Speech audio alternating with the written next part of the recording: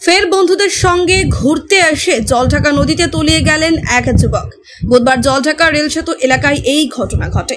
তলিয়ে যাওয়া যুবকের নাম বুবাই বাকলা, বয়স 27। তার বাড়ি নাগরাকাটার পানি ট্যাঙ্কি এলাকায়। জানা গিয়েছে আজ সকাল 9:30 নাগাদ 4 বন্ধু মিলে নাগরাকাটার জলঢাকা রেল সেতু এলাকায় ঘুরতে এসেছিলেন।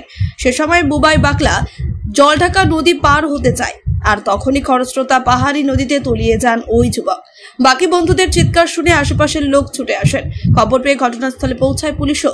নাগরাকাটা ব্লকের ভিডিও পঙ্কজ কোনার স্থানীয় বাসিন্দাদের নিয়ে খোঁজাখুঁজি শুরু করেছে।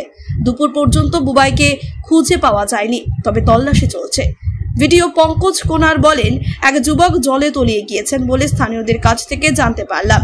সেই অনুযায়ী তল্লাশি চলছে। পাশাপাশি জাতীয় বিপর্যয় মোকাবিলা টিমকে খবর দেওয়া হয়েছে, তারাও এসে তল্লাশি করবে। একইভাবে গত 15ই আগস্ট বানারহাটের 7 যুবক নাগরাকাটার জলঢাকাতে নদীতে ঘুরতে এসেছিলেন। তাদের মধ্যে একজন জলে তলিয়ে গিয়ে মৃত্যু হয়েছিল। ফের একই ধরনের ঘটনা হওয়ায় চাঞ্চল্য সৃষ্টি হয়েছে।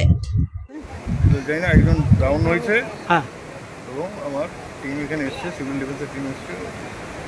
এখন এমনি খোঁজাখুঁজি চলছে। 4 জন ছিল তো, ওরা শুনলাম কজন ছিল এখন বলতে পারছি না, ওটা আমার কাছে ইনফরমেশন নেই।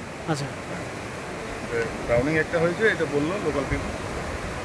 সার্চিং হচ্ছে 9:30টার সময় নাকি লোকাল পিপল যা বললো। তাই এর যদি না পাওয়া যায় তাহলে কি আপনার এনডিআরএফ কে ডাক দেন? হ্যাঁ, যদি না পাওয়া যায় তাহলে কি জাতীয়